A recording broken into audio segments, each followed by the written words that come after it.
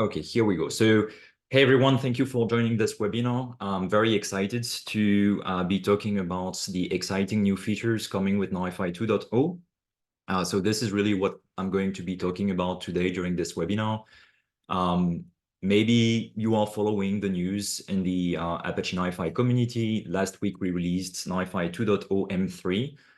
M is standing for milestone, so it's milestone release, which means it's not yet the final GA version of NiFi 2.0, but we are getting close. M3 is probably the last one, the last milestone release before we get GA with NiFi 2.0. NiFi 2 will be a major new release coming with a lot of new features. That's what I want to talk about today. I will be going through a few slides and then switch straight to demos.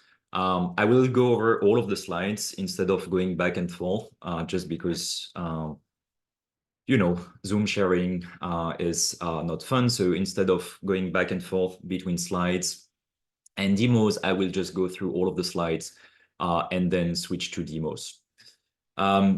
Quick introduction. If you don't know me, I'm Pierre Villa. I'm the product manager at Cloudera, looking after the NiFi product. I'm a committer and PMC member in the Apache NiFi project. I've been involved in the NiFi project for a very long time now, 8-9 years, I would say. You can find me on social networks. If you used to read my blogs, I actually shut down the WordPress blog posts that I was using, and I moved all of my blogs on my GitHub repository. So that's where you can find my blog post now.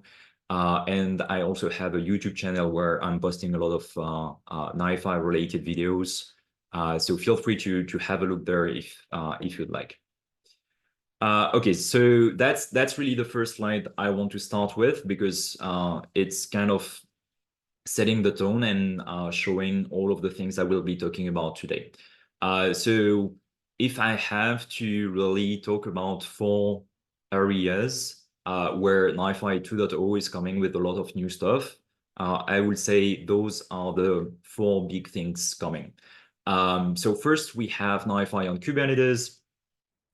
This is not really something specific to NiFi 2.0, but NiFi 2.0 is coming with a set of few things that are giving even more advantages of running NiFi on Kubernetes.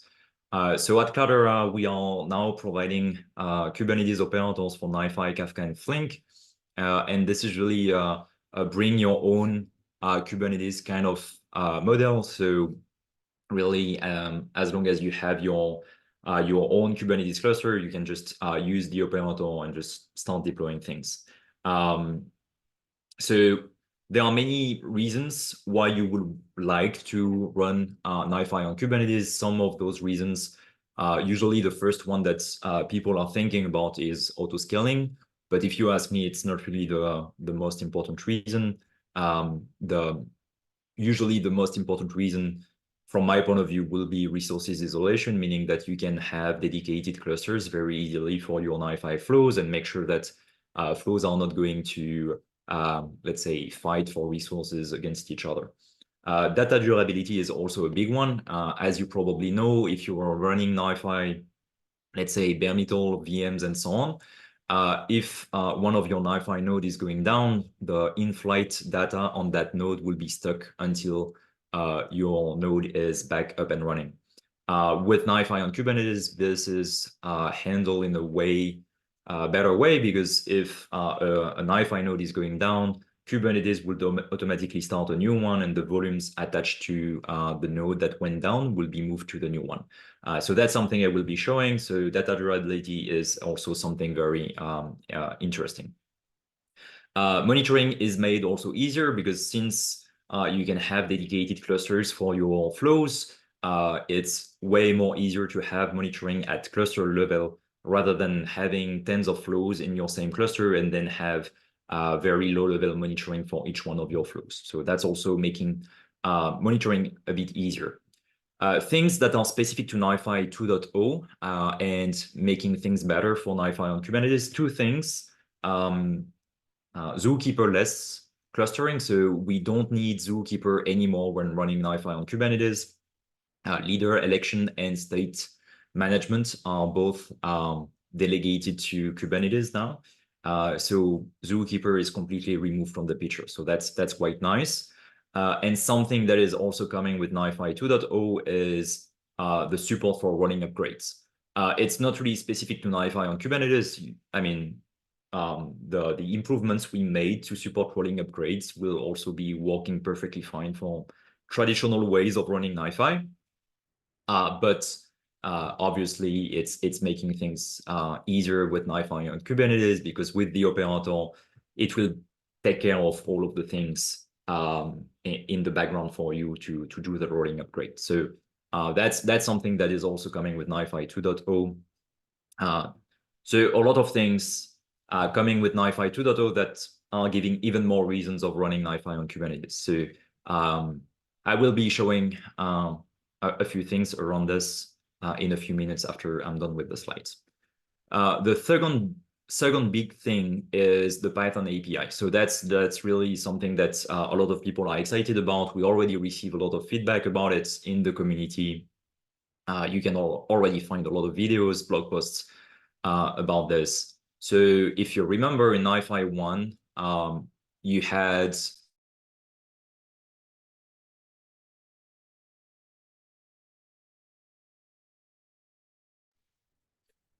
I got muted. I don't know why. So in NiFi 1, you had the scripted components, and running JSON scripts was an option. It was kind of Python, but not super great. And it was really not a great user experience, complicated to manage, limited in terms of what you were able to do. So another option, if you really wanted to run Python stuff, was to use something like execute stream command and have a Python script deployed locally and run there.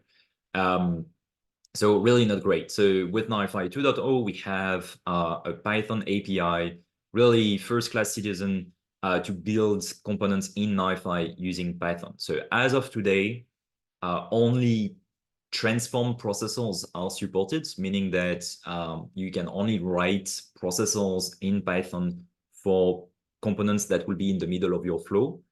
So really to transform the input into a specific output.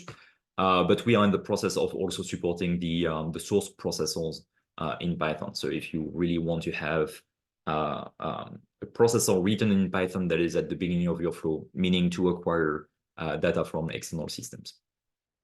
Obviously, with this new Python API, we can now very easily build NiFi processors with very famous Python libraries. And well, I mean, you know what is trendy right now. Everything around GenAI, LLMs, and so on is very trendy. So this new feature is making it super easy to build NiFi flows where you can kind of run your LLMs and go from one to another, really build flows where you can orchestrate things and very easily call external solutions and so on. So I will be also showing a very simplified demo because I don't want to spend too much time, but I will explain what could be improved in the demo that I will be showing so that you really go to a production grade kind of deployment. The next one is Stateless and CDC, so change data capture. Stateless is something that has been around in NiFi for a long time now, many years, but it was really complicated. A few years ago, we introduced the execute stateless processor that is actually going away with NiFi 2, but it was kind of a first step to make it easier for people to use stateless. But it was still very complicated and not a lot of people are using it. Now in NiFi 2, using the stateless engine in NiFi is super easy because that's something you can just turn on at process group level. I will be showing this as well. And stateless, I won't go into too many details because it will be like just talking about stateless could be a 1-hour meeting. But if I have to summarize it very quickly, stateless is a way of running NiFi flows in a more transactional way. So it's making things much better if you have exactly once use cases, change data capture where ordering of your events is extremely important, those kind of use cases. We added very extensive documentation in NiFi to explain when you should be considering stateless and when you should not consider using stateless. Please don't use stateless for everything. So I will get back to this and also show how it looks. But yeah, that's something that is also coming with NiFi 2.0, super easy usage of NiFi stateless. I'm mentioning CDC here. It's not really something specific to NiFi 2.0, but using stateless is quite going well with CDC use cases. Finally, rules engine and flow library. I mean, if you ask me as a long-time NiFi user, the learning curve of NiFi can be quite steep. And if you ask me as someone that is managing products around NiFi at Cloudera, most of the time, the support cases that we receive will be easily solved with a better flow design. Said differently, when you have a use case, there are probably 9-10 different ways of designing a flow for the use case you are trying to implement. However, if you are not very familiar with NiFi, it's very unlikely that you would choose the right way. I mean, the most efficient way of implementing the use case with the most efficient NiFi flow. It's very complicated. Even me, after 8 years, 9 years in the project, I still learn new things. So it's really hard to be sure that you are designing a flow in the most efficient way. You will design a flow, it will be working, but when you want to scale to massive amount of data, maybe it won't be working as you expect. So really the flow design is extremely critical in the performances you will get in NiFi. And just by switching from one flow design to another, you can drastically change the resources that NiFi will use to support the use case and the throughput that you are expecting. So we've been spending a lot of time around this problem, and we want to try solving it as well, at least try to start doing things better. So that's the reason why we are introducing two things. The rules engine, I will be showing how it looks, is something very new to NiFi 2, where you can get some feedback in the NiFi UI based on some rules that are deployed and enabled. And basically, you will get feedback in the UI regarding the flow design based on what you are doing, and you will receive some recommendations saying like, oh, you are doing something like this, maybe you should do it this way because it's better. And you are free to ignore the recommendation or follow the recommendation. One step further, actually, if we look even further in the future, what we want to do is being able to directly apply a recommendation so that you don't have to go in the flow and make the changes. You could just click apply and that would apply the recommendations. That's something we are brainstorming. Also, rules, when you define a rule, I will be showing all of this, but it can be either enforced or recommendation. If it's a recommendation, it can it's something that you are free to ignore, so you don't have to follow the recommendation. If the rule is set as enforced and you are not complying to the rule, then the flow that you are designing will be invalid. So this is a way for, let's say, NiFi ops teams to make sure that you are following best practices and you are not pushing into production a flow that is doing something bad. So that's also something that is very interesting for a lot of our customers. And flow library, it's actually not something specific to NiFi 2. It's something that is already available with NiFi today.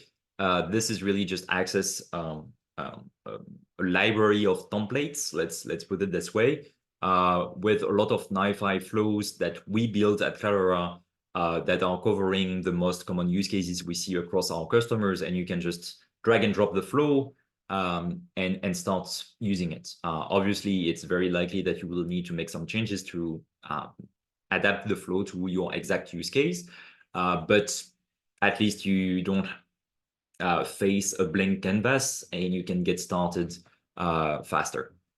So I will be also showing this in a minute.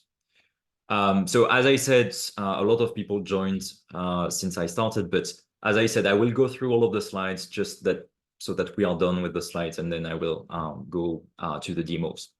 So the Kubernetes operator with Cloudera, as I said, it's really a bring your own Kubernetes cluster kind of model. So we've been running NiFi on Kubernetes for many years at Cloudera in our public cloud offering on EKS and AKS. But we really wanted to offer an option where you can have your own Kubernetes cluster, and we just give you an operator, and you are free to use it in the environment you want. So what we provide is a CLI that we call CFM-CTL, so that you can use to easily deploy the CFM operator. And once the operator is deployed, you can just start using it to actually deploy resources, so NiFi registry and your NiFi clusters. As you can see, no zookeeper, that's completely removed with the operator. The changes that are actually included in NiFi 2.0 to remove the need for zookeeper, we backported those changes in NiFi 1.x. So you can actually use our Kubernetes operator without zookeeper, also with NiFi 1.x. So that's something that is available if you feel like you're not ready to move to NiFi 2.0. Okay, the Python API and the GenAI stuff, you've probably seen this this schema many times now, because this is a very classic schema. It's basically explaining how a chatbot and LLMs can work together, and how you build a knowledge base on top of which the chatbot is going to answer your questions. So very quickly, in just 1 minute, basically what is happening is you will build your knowledge base with your specific business specific data.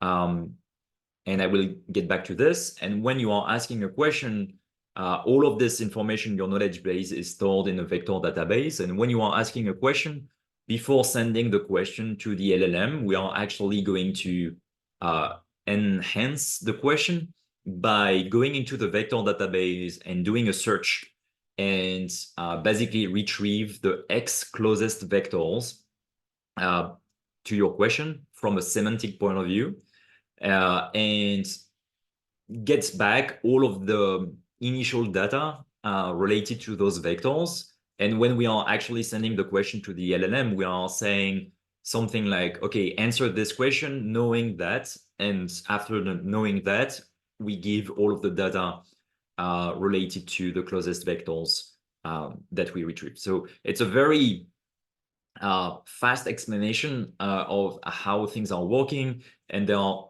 a lot of details and things that you can do to be, as I said before, more production grade, but that's kind of the high level discussion. When you are doing the search in the vector database, you could do just a semantic search, but more and more people are implementing hybrid search, so that it's not just semantic, but also, let's say, keyword based, because sometimes semantic search is not giving great results. It's actually quite interesting to play with it and realize that doing a search just based on the semantic meaning of your question is not always great. So combining multiple search options to get the closest vectors in the database is something that is very interesting. And then how you build your vector database is also something where there is a lot of options and strategies and so on. So again, in the demo I will be going through a very easy and straightforward NiFi flow, but you would likely want to implement additional features to really be production grade. The search is one of the things you want to improve, but there is also metadata based filtering, so that you make sure that when someone is asking a question, maybe they don't have the permission to access all of the information in the vector database. So you also want to make sure that when you are searching for the closest vectors, you are actually only retrieving the vectors that this user is supposed to have access to. So it can be very complex very quickly. There are many things we could be talking about here. Okay, so at the bottom of the slide here, you can see basically where NiFi is super useful in those use cases, because you could say, okay, let's build a chatbot on top of my documentation, and that's great. This is something very static. You can just you could just actually use NiFi, scrape all of the data from your documentation and push this into the vector database, and that's fine. But you probably want to have sources of information that are kind of real time. So maybe the internal messaging tool that you have in your company, and the demo I will be doing is using Slack, and have all of this data kind of improving the vector database and adding data into your vector database so that your chatbot is always learning new things to answer your questions. So NiFi, as you know, is great to acquire data. So you would acquire the data, then you need to chunk that data. Because, for example, if you are ingesting a 100 pages PDF document, you don't want to compute one vector for this 100 pages document. So chunking is also something extremely interesting because there are many strategies on how you want to chunk the data to retain the semantic meaning of your document. So you could chunk per page, you could chunk per chapter or per paragraph. There are many strategies, and most of the time it depends on the datasets you are working with. Once you have the chunks, you want to probably push the chunks into some location. It can be a document database or maybe the object store. Also, a lot of options depending on your requirements. Then you want to compute the vectors or embeddings for each of the chunks. So here you can use NiFi. Like you could use NiFi to call a local embedding model to compute the vector, or you could call APIs that are exposed by well-known solutions. So it can be Cloudera machine learning, could be OpenAI, Hugging Face, and so on. And then once you have the vector, you want to push that vector into a vector database with a reference to the chunk from which the vector is coming. So you have a lot of options for vector databases, and all of this is great because, I mean, NiFi is shining because you can very easily switch from one solution to another by just switching from one processor to another. So that's also the reason why NiFi is making things great. And then it's not shown here, but if you are using NiFi to also kind of power the chatbot, and that's what I will be showing, then in that case, NiFi can also be the one receiving the question and then retrieving the chunks from where the chunks are stored based on the vectors, and then enhance the prompt that is sent to the LLM. And same here, sending the question, like the ends prompt to the LLM can be API or other things. Like LLM could be running on NiFi. That's also something that we are playing with at Cloudera, where LLMs are actually running on NiFi, assuming that you are running NiFi with GPUs and so on. So that's also something we are playing with. But otherwise, you could just have NiFi call APIs and call the LLMs exposed by some other systems, OpenAI, Hugging Face, Cloudera machine learning, etc., etc. So I will be going back to this in a few minutes. Last slides, I promise, and then I stop showing boring slides and I go straight to the demos. Change data capture. It's something where at Cloudera we receive way more more and more interest from our customers on those things. So at Cloudera we released a set of CDC processors that are based on Debezium. And those processors can just be deployed on NiFi. We have, as of today, 5 processors for DB2, MySQL, Oracle, Postgres, and MS SQL. So you can just deploy those processors, configure those processors as they should be.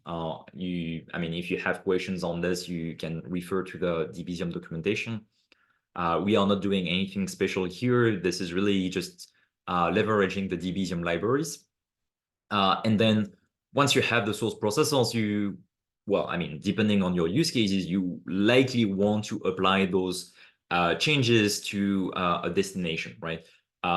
You could do some filtering and maybe not apply those changes, but if it's really kind of CDC from one database to another, you likely want to apply the changes.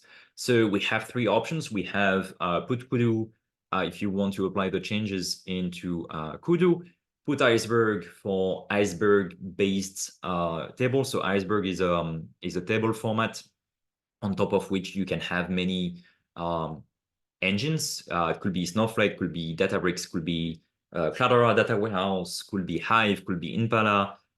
You can run many things on top of iceberg. So here we are doing a put iceberg CDC, so really applying the changes to iceberg formatted tables.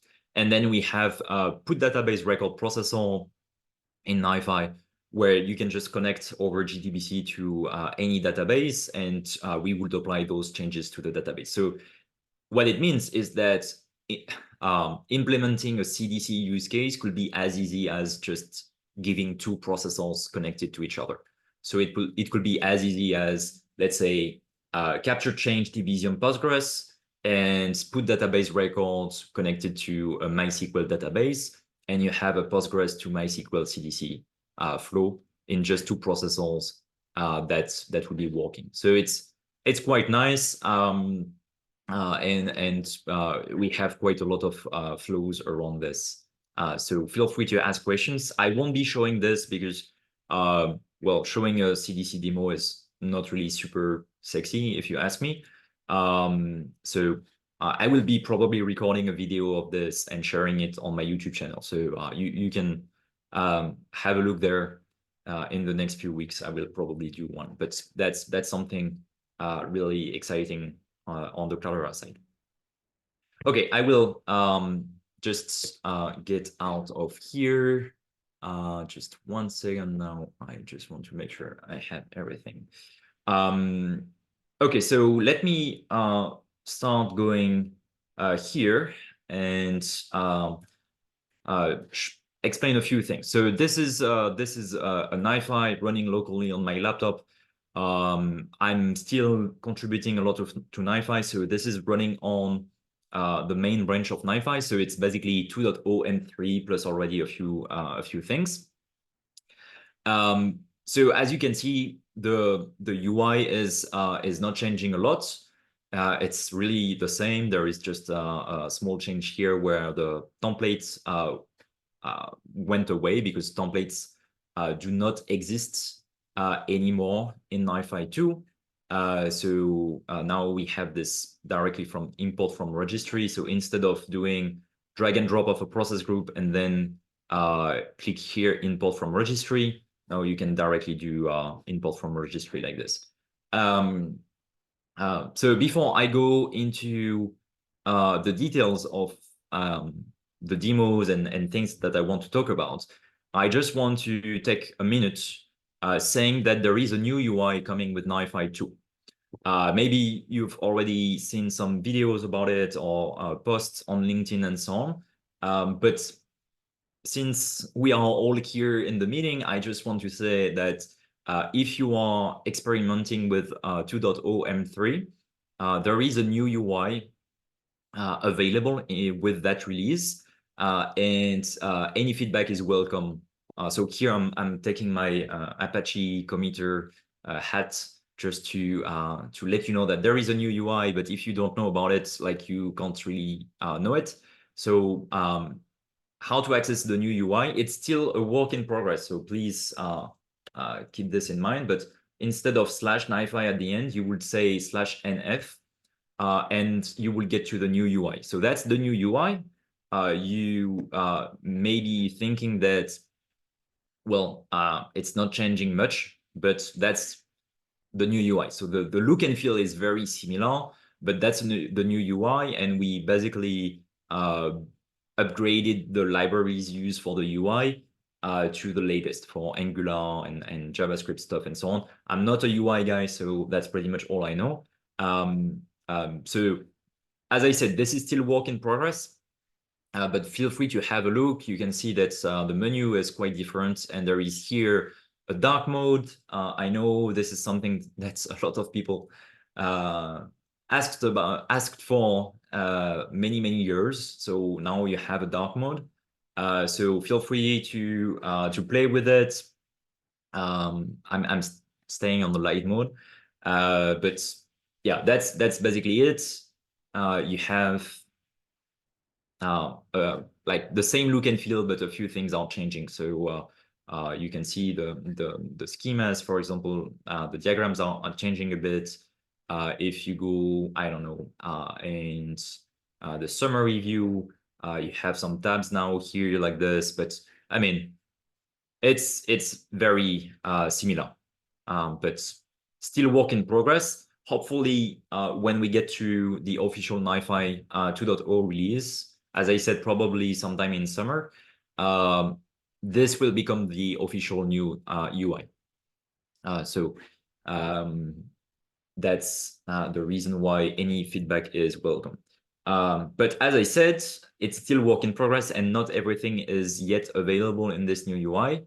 Actually, if you look carefully here, you can see that you have the built-ins here, and then you have the loop to do a search. But if I go back to the legacy UI, you can see that there is a small icon here, which is new. And that's something that is implemented in the legacy UI, but not yet in the new UI. So that's also why for the rest of the demo, I will be staying on the, let's call it legacy UI.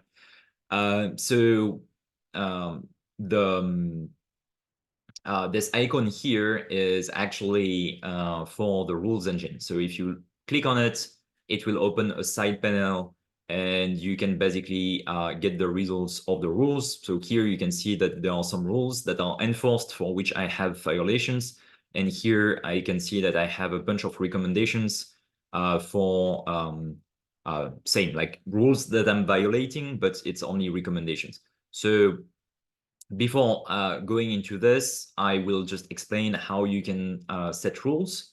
So I will go in controller settings, and here there is a new tab that is available here where you can have flow analysis rules. And here it's just like traditional components. You can just add your components, configure the components, and enable those components. So just like reporting tasks or things like that. So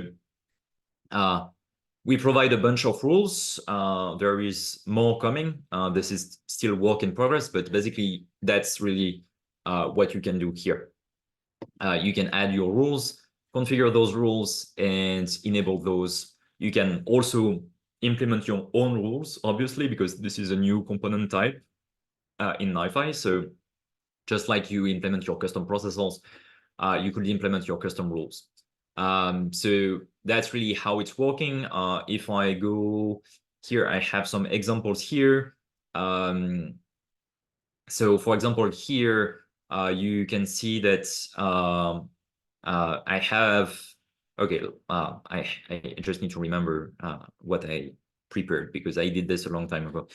So here is one rule, for example, that we have where having round robin load balancing on 2 consecutive relationships is completely useless in NiFi.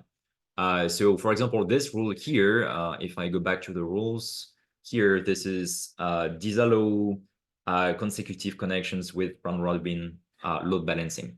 So that's something we see a lot where, well, flow designers, where they don't really know a lot about NiFi, they think that they should be load balancing the data across the NiFi nodes at every step of the flow. And this is really not something you should be doing. This is useless, and this is actually going to destroy your resources, because you are going to shuffle a lot of data over the network between the NiFi nodes. So here I set this rule, and if I go back here and I look at the configuration, the policy is enforce.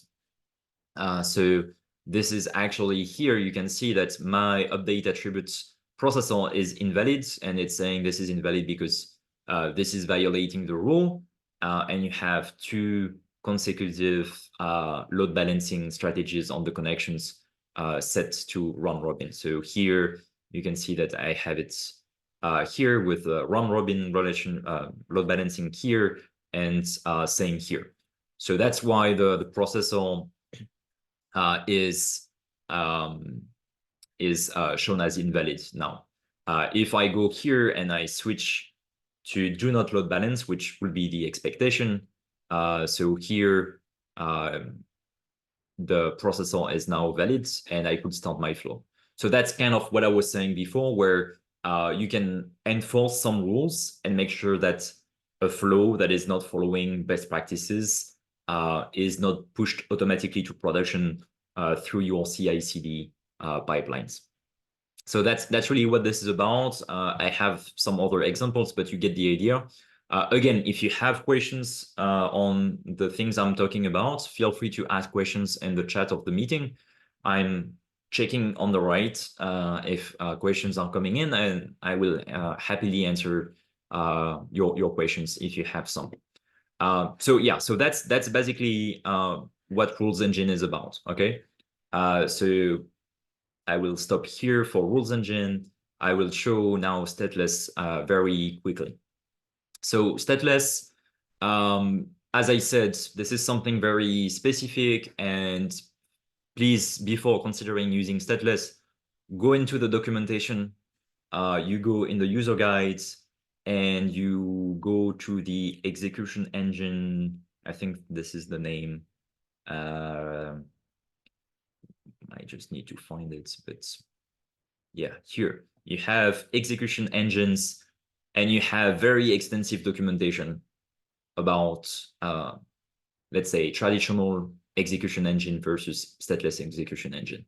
Before considering stateless for any of your use case, please make sure you've read all of this, because stateless is really something that makes sense for a small set of use cases, and you want to make sure you are using it wisely. Okay, so here I'm going to use it for actually improving the performances of processing. So this is just a very like I'm just simulating something that is very unlikely to happen in a real life scenario, but this is just to show also another aspect that is interesting with stateless is that by default, the processing of the data will be in memory instead of going back and forth between NiFi and the content repository for the data that you are processing. With stateless, all of this is happening in memory. So obviously, to use with a lot of care, but depending on your use cases, maybe this is something interesting and you could actually improve the performances. So here I have the same flow twice here. This is, again, a flow that is very stupid. I'm just doing format conversion here, doing some query, SQL query on top of my data, and then I'm doing a loop to do the same over and over for hundreds of times. So it's really just to simulate going back and forth on the content repository many times, and then I'm doing the same flow, but with stateless. So as I said, with NiFi 2.0, now it's super easy. You have an option here, execution engine, and you can select stateless. You can define how many tasks are used, timeout, like those 2 options are showing up if you are using stateless. And here, just to show, I'm using the standard execution engine, right? So here, I will just run once here. And this is running processing a lot of data, simulating, I don't remember, I think it's taking 5-6 seconds, something like this, where now if I go list queue and I look here, I can see that lineage duration is 18 seconds, but it's 18 seconds plus the 9 seconds of queue duration. So basically the processing took about, well, 9 seconds, okay? So now if I do the same with Stateless, it should be a bit faster. So you can see here, all of the processing happened in memory, and here it took about 4 seconds. So that's one possible option for using Stateless. It's not the first reason why we introduced Stateless, just to be clear. But that's also something that is interesting about Stateless, is that the whole flow that is using the Stateless engine will be running as a transaction in memory, and it can also improve the performances. I see that there are some questions coming in regarding GenAI chunking, vector databases, and so on. I will get back to this in a minute. I will actually switch to the demo right now. So that's what I wanted to mention with Stateless. Again, Stateless, very interesting for use cases where you need exactly once. So consuming from Kafka and pushing somewhere, you want to make sure you have exactly once, and you are not committing the offset in Kafka until the data has been pushed in the destination. That's something where Stateless is perfect. You can find some demos and videos about this online. CDC, to make sure ordering of the flow files is preserved, is also something interesting. And this that I just showed, where you can also improve performances a bit, again, depending on what your flow is doing. Okay, I will switch to GenAI and finish with Kubernetes. Please, since we have 15 minutes left, I will likely go over a bit because I know myself and I'm always talking more than I should. But please just send the questions in the chat because I won't be opening the floor for questions at the end. I will just answer the questions directly as they come in. Okay, so the Slack bot GenAI demo. If you remember the slide that I was showing at the beginning, that's kind of what I'm implementing here in a very simplified way. Again, as I said during the slides, I'm showing here a very simplified way because I want to keep things simple and the flow to be very easy to understand at a high level. But what we are working on at Cloudera is way more complex and advanced, where we are doing more than just semantic search. We are implementing metadata filtering and things like that. The chunking is also something that is very critical when implementing the use cases. And as I said, the chunking will highly depend on the data sets you are working on, et cetera, et cetera. So here is a very straightforward implementation of the flow, just to make it super easy to understand during a demo, and so that I can go quickly, even though I'm already talking way too much. So in this use case, I'm consuming data in real time from Slack. As I said, I want to enrich my knowledge base by taking in the Slack messages in real time and pushing those as vectors in my database. Here, I'm checking if my message in Slack is containing an attachment, like a PDF or whatever. If yes, I would send this to processing of attachments so that I can also process the attachments. So if you send a Slack message with a PDF, a PowerPoint, or whatever, this will be as well processed. Then here, we are checking if the message that we are receiving is the answer from the bot. If that's the answer from the bot, well, we just ignore it. If it's a question that we are asking to the bot, then that will go to this part of the flow, and I will get back to it in a minute. If it's not a question that I'm asking to the bot, but it's just normal conversation on Slack, right? I mean, that should be most of the scenarios. Then I'm just sending this into the vector database. So here I'm just using a put PyCon where basically this processor is using the Python API, and this is going to use OpenAI for the embedding model. And I'm just computing the vector for that message and sending both the vector and the message into Pinecone.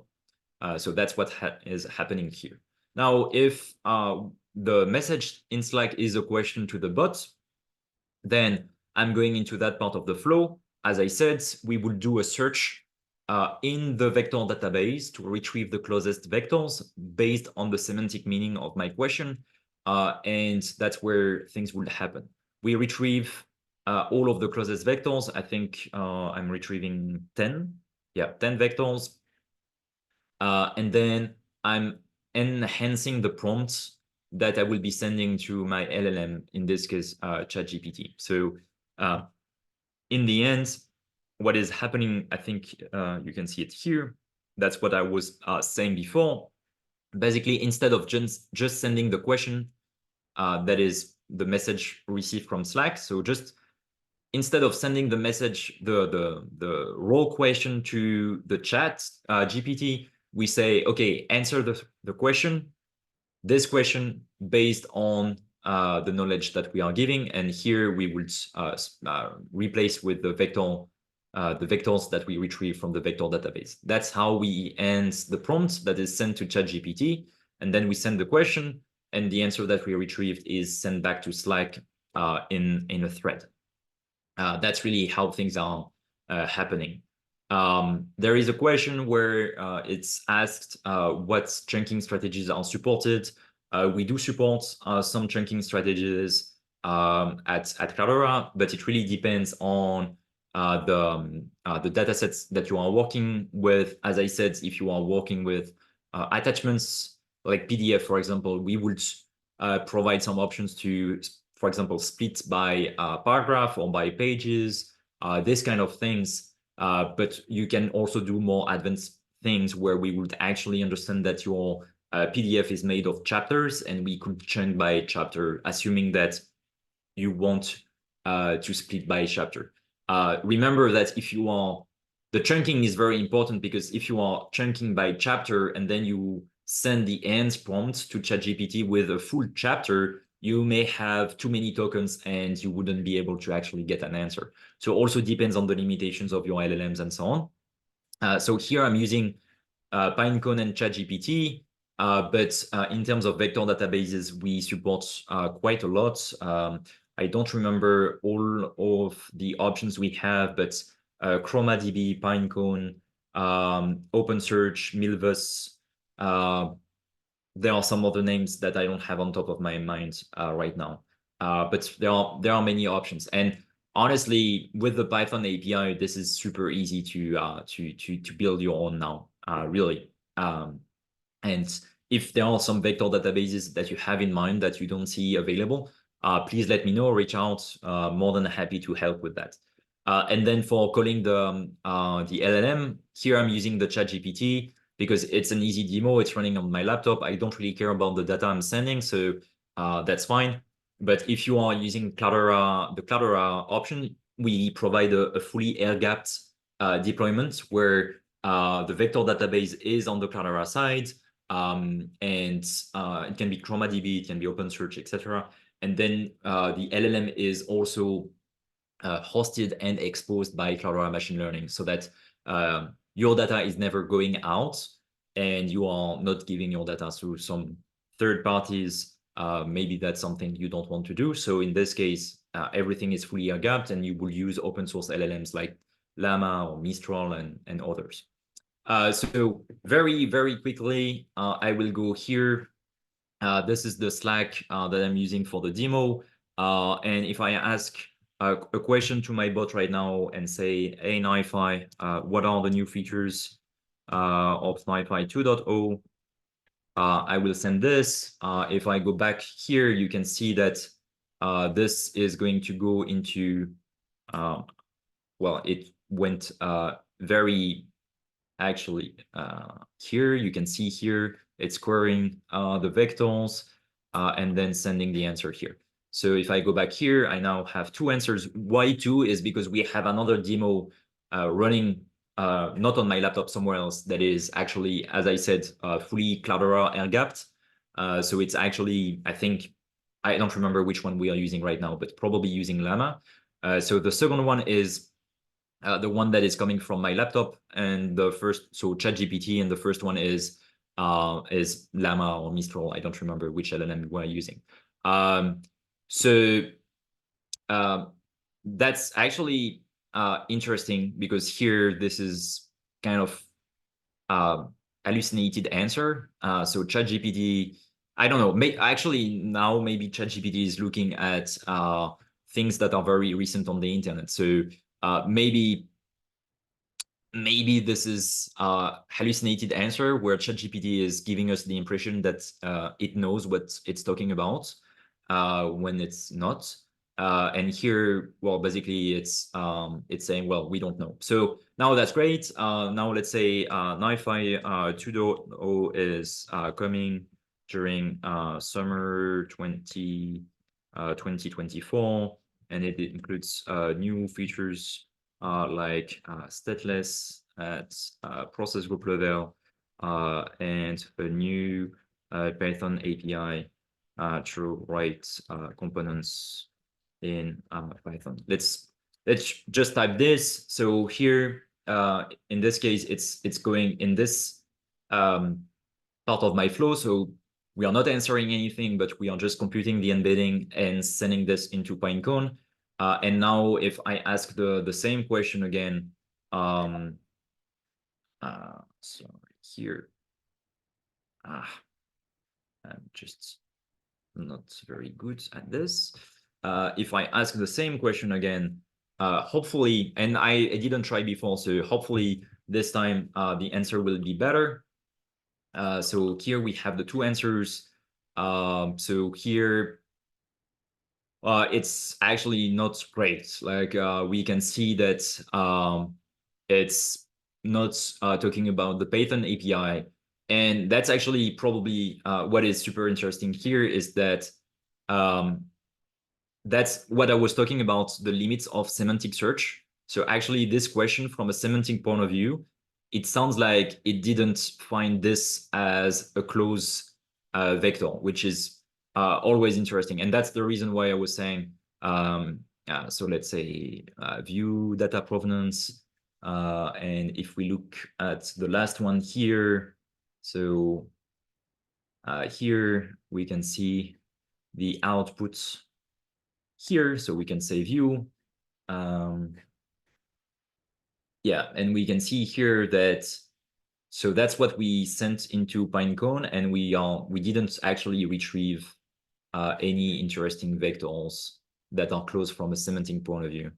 I'm just checking again this one here because I'm not sure I'm looking at the right thing. Yeah, so here you can see the documents that we retrieved, and we don't see the message that I just sent. So from a semantic point of view, it found other vectors in my vector database, and that's why the answer is not great. So that's also one of the reasons why semantic search and just doing semantic search is not great. So there is a lot of way to play with this and tune with this. As I said, doing hybrid search where you are combining semantic search and keyword search is one of the first options, but there are many options. I won't go into the details because we have only 5 minutes left, but that's where the flow should be improved, and that's why the version we have at Cloudera is way more advanced than this, but it was just to explain things.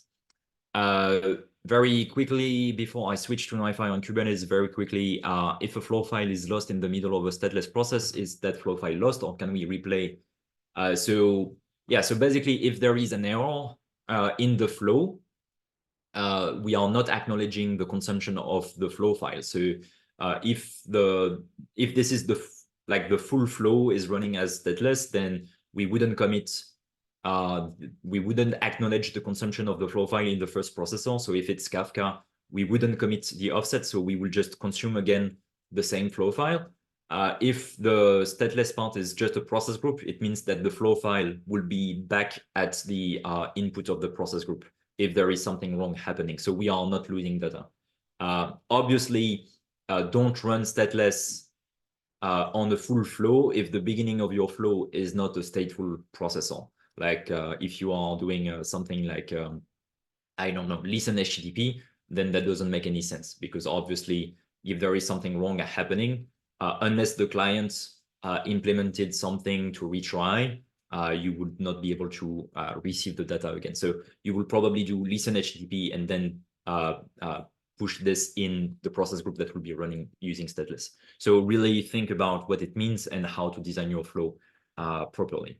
Okay, so very like NiFi on Kubernetes in 2 minutes. That's great. That's a challenge. So I have a cluster running in EKS on AWS, where this is a basic EKS cluster. And you can see that I deployed Cert Manager, which is a requirement to managing the certificates on the fly for the Kubernetes resources, sorry, the NiFi resources that we will be deploying on Kubernetes. Then I deployed the CFM operator that is here. As I said, we provide the CFM-CTL command line, so it's super easy to deploy the operator, and then you can just deploy a cluster. Okay, so how to deploy a cluster? Basically, you just need to write a file just like this, and I will go very quickly. Here you have the number of nodes you want in your cluster. Here you have the information about the images, certificates, where here we use a self-signed root certificate for the CA. The access to the UI, so it really depends on the Kubernetes flavor that you are using. For example, if you are using OpenShift, it will be a root, but here we are using a service with AWS Ingress and load balancer and stuff. You can specify the storage for your repositories. Then you have the authorizer and login identity provider. In this case, I'm using the single user provider because it's making things easier for a demo. Then you can override your properties and then the heap and the amount of resources that you are giving to your cluster. And then you just do apply. And then once it's deployed, you can retrieve the endpoint at which your cluster is exposed. So if I go back here, that's the one here. You can see here, and you can access to it here. I will be showing just one thing super quickly because we are at time. Here you have a 3 nodes cluster. That's great. If I run once here, you have 3 flow files here on the connection. And you can see here 1 flow file per node, my NiFi 012. Okay, so that's great. Now let's say that I want to scale down. I can just go here. I'm doing a manual scale down, but we have automatic auto scaling, obviously. So here, I will scale down manually to 2 nodes, and I will apply, and the operator will take care of doing things properly. So if we refresh here, we can see that it disconnected a node. The node is disconnected, but we are going to offload the data. So the flow file is actually moved to one of the 2 remaining nodes, and then we remove the node, and we have a cluster of 2 nodes. But now we have the 3 flow files and 1 flow file, 2 flow files on the node 0. So it's scaling up and down while making sure that there is no data loss. I don't have time right now because we are already over time, but as I was mentioning, there is also data durability, meaning that if I kill a node, well, I can actually probably do it super quickly. So if I kill a node, so node 0 in this case, hopefully you can see here that there is only 1 node left and only 1 flow file, but it's going to automatically reprovision a node for me, and the data is going to be made available again. So I don't have anything to do. The node is dead, but Kubernetes is going to start a new one and move the volumes where I had my data to the new provisioning node. While it's doing this, I'm going to answer the question, does the rule engine contain and check stateless specific rules for the process group when stateless engine is selected? So yeah, that's a great question. So the rules are applying regardless of stateless or standard. And we don't have rules that are specific to stateless, but that's a great point. We should probably build some rules that are specific to stateless just to make sure that people are not using stateless with bad use cases or use cases that are not meant to be used with stateless. So rules can definitely check process groups with stateless engine because that's completely unrelated. but we don't have rules specific to stateless as of today, but that's definitely something we should be doing. Actually, something that I didn't mention, but when stateless is configured on a process group, since everything is going to run as a transaction, you can go into the process group and see what's going on here, but you can't stop a single process group. Like when using the stateless, the full flow is considered as a single component that is running together. So you can't go into the process group and make changes while things are running. You have to stop everything, make your changes, and start again everything. Like it's not something where you can stop components individually. Okay, I'm at time. I'm already 5 minutes over.